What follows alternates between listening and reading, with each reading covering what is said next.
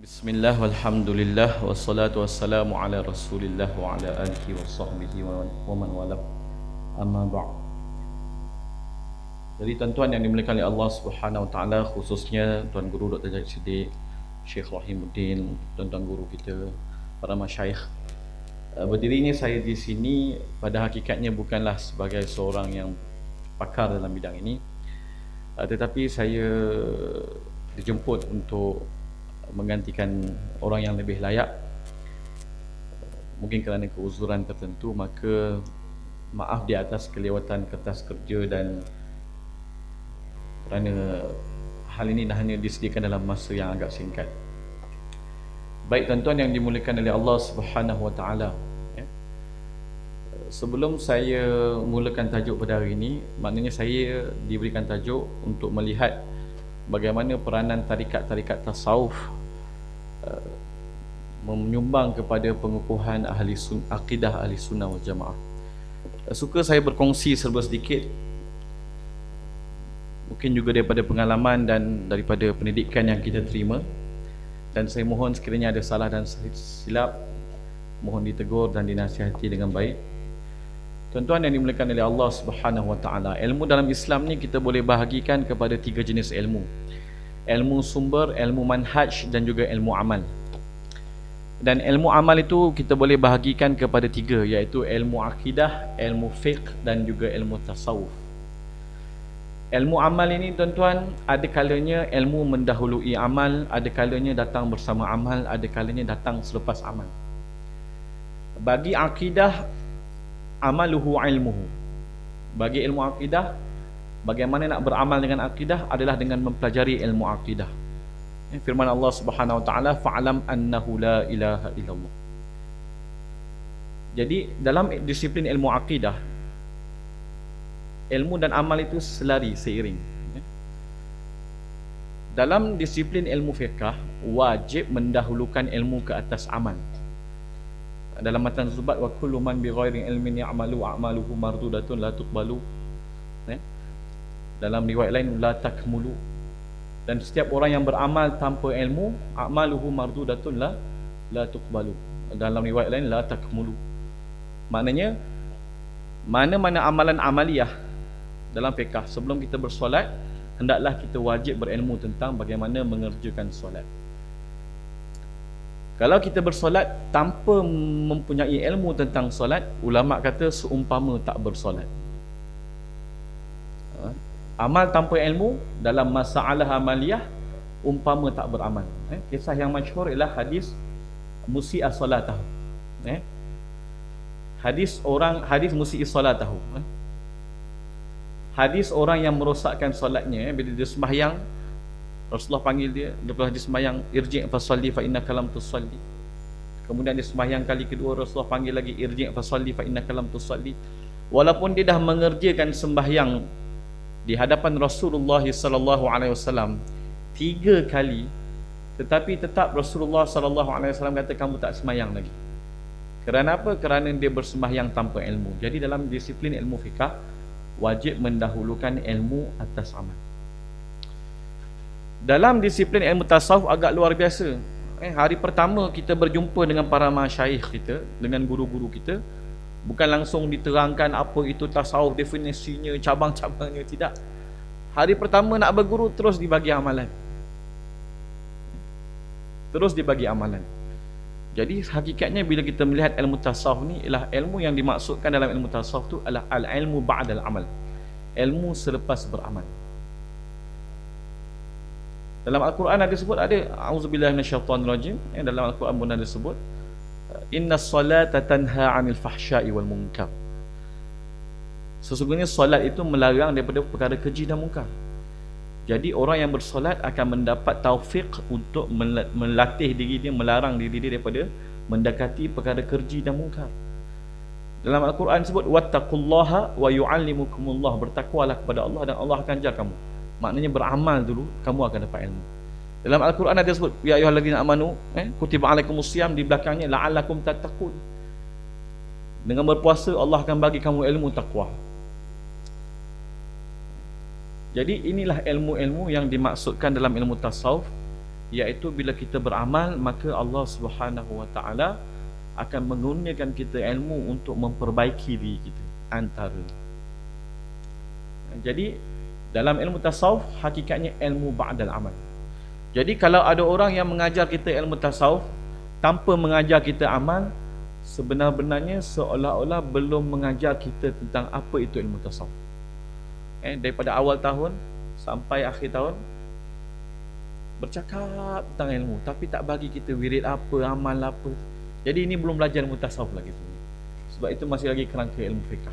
Hakikat ilmu tasawuf adalah ilmu yang dikurniakan selepas beramal. Wallahu ta'ala alam. Baik. Jadi kalau kita lihat pada pembentangan yang pertama, maksud saya akan pergi secara agak ringkas lah, tuan-tuan yang dimuliakan oleh Allah Subhanahu Wa Taala. Hakikatnya tidak perlu kita bahaskan terlalu panjang. Tasawuf adalah cabang daripada cabang-cabang Islam, daripada syariat Islam. Hadis yang paling masyhur sekali yang digelari sebagai hadis Jibril. Dan dalam ilmu hadis ni kita tahu ada al-ahadithul munaqqabah, hadis-hadis yang mempunyai gelaran. Di antaranya yang masyhur adalah hadis Jibril, di mana malaikat Jibril datang dalam bentuk manusia, datang tanya kepada Rasulullah Islam, iman dan juga ihsan. Maka kalau kita lihat Islam, iman dan ihsan ini adalah 3 cabang pengamalan syariat, dan ihsan itulah yang merujuk kepada ilmu tasawuf. Itu jelas, saya tak perlu nak panjangkan sangat perbahasan ini. Walaupun kalau kita tengok Islam itu masih lagi amaliyah, iman dan juga rohani dan juga ihsan itu lebih kepada qalbiyah, i'tiqad dan juga musyahadah dan juga muraqabah. Maknanya Islam, iman, ihsan, daripada hukum amaliyah kita akan meningkat kepada kerohanian. Sebab tu berlaku khilaf di antara, ini disebut dalam literature, ulama-ulama sufi. Di sisi ulama sufi, maqam Islam mendahului maqam iman, kemudian barulah maqam ihsan. Tetapi di sisi ulama akidah, maqam iman terlebih dahulu, kemudian datang bersama dengan Islam dengan satu makna, kemudian barulah pergi pada ihsan. Jadi ini yang disebut oleh sebahagian para ulama. Jadi jelas tasawuf adalah ilmu ihsan. Dan kalau kita lihat firman Allah Subhanahu Wa Taala berkenaan dengan Rasulullah sallallahu alaihi wasallam dan juga doa Nabi Ibrahim, agak berbeza.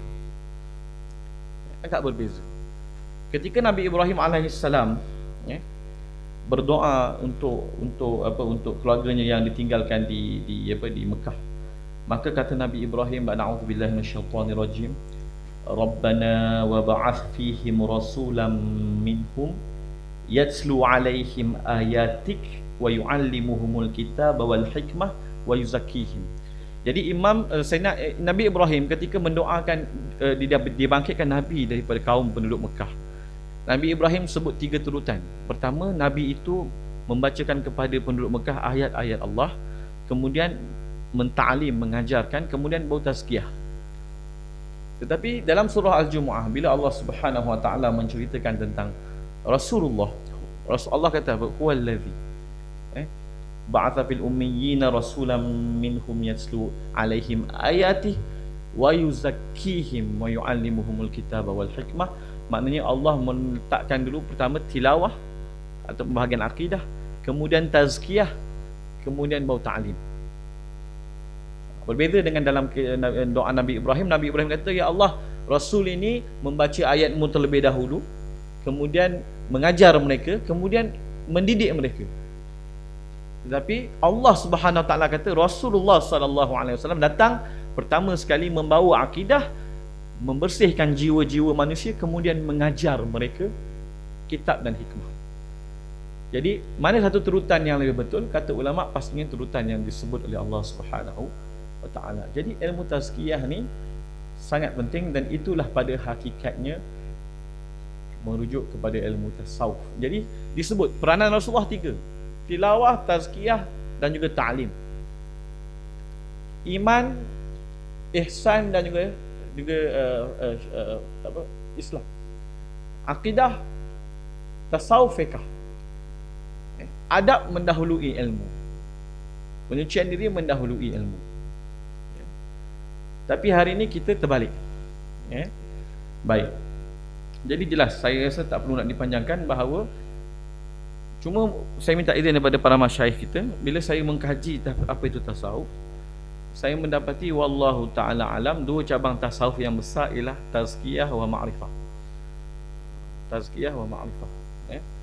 Wallahu taala alam. Mungkin boleh dibaiki selepas nanti Baik. Kemudian saya bawakan apa kata-kata Syekh Maulana Zakaria Al-Kandahlawi yang saya nukilkan juga daripada para ulama kita. Baik. Kemudian berkenaan dengan adakah tasawuf itu berasal daripada Al-Quran dan Sunnah, jelas. Kalaulah Rasulullah sallallahu alaihi wasallam datang untuk mendidik jiwa manusia dan membersihkan jiwa manusia, pasti ada pewaris Rasulullah sallallahu alaihi wasallam yang membawa tugas yang sama. Mana mungkin ada orang dia kata dah tak ada dah ulama sufi macam ulama dulu.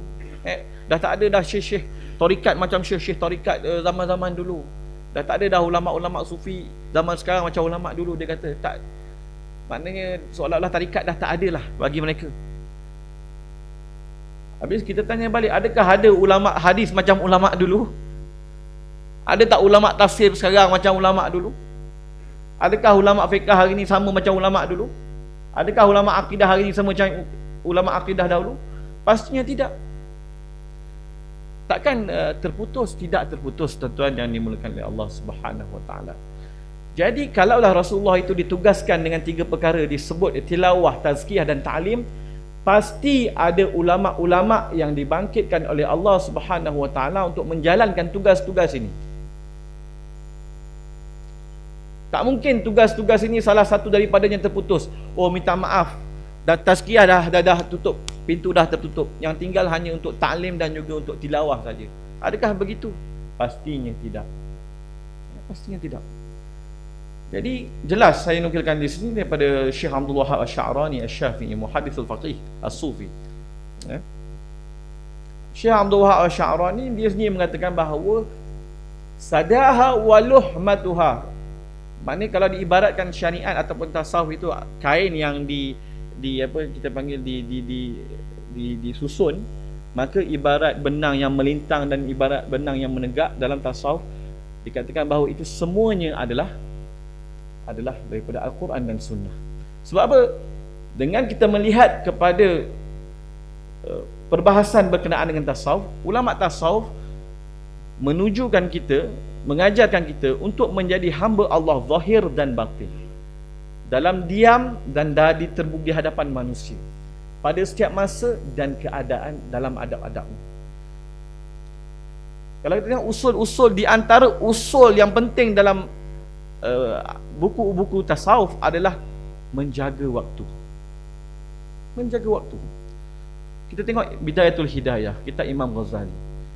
Kalau sebahagian daripada guru kita belajar, disebut tasawuf di peringkat asas itu ada beberapa bahasan. Pertama, menjaga 7 anggota. Kedua, menjaga melihat kepada 10 sifat mahdudah dan 10 sifat mazmumah. Kemudian melihat kepada 7 aqabah dan 7 nafsu.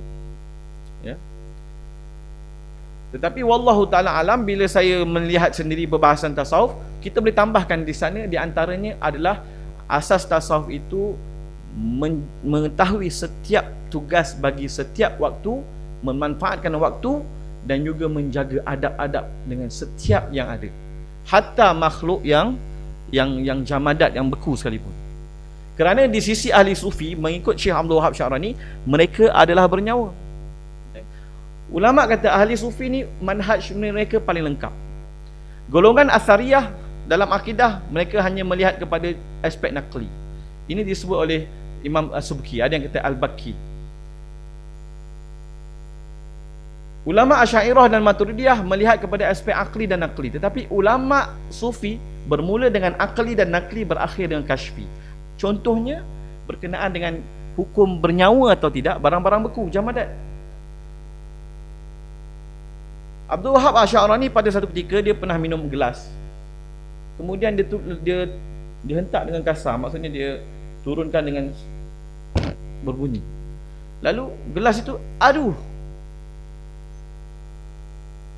Maka betul mereka melihat ini, kalau dalam Al-Quran ada dalil bahawa semua yang ada di langit dan bumi ini bertasbih kepada Allah, tapi kita tak tahu tasbih mereka. Maka kata Syekh Abdul Asy-Sya'rani, Bila ditanya kepada gurunya kata semua barang-barang yang beku sekalipun, yang kita panggil jabadat itu bernyawa tetapi dikata tidak bersyahwat. Hatta baju ini bernyawa tidak bersyahwat. Jadi kita tak boleh ambil pandangan contohnya golongan barat yang mengatakan bahawa kalau kita nak melepaskan geram, kita boleh rosakkan mana-mana barang yang berada di sekeliling kita. Kerana kita masih lagi apa kita panggil witrit, kita melayani barang-barang yang beku hatta sekalipun dengan seolah-olah mereka bernyawa atas jalan nas dan akal, dan ditahqiqkan ataupun diperkukuhkan dengan kasyaf di sisi Abdul Wahab Asy-Sya'rani. Baik, jadi jelas siapa yang ingkar bahawa jalanan ahli sufi ataupun ulama-ulama sufi ini sebagai bersumber daripada Al-Quran dan Sunnah, maka kata Syekh Abdul Wahab Asy-Sya'rani itu dekat dengan kekufuran.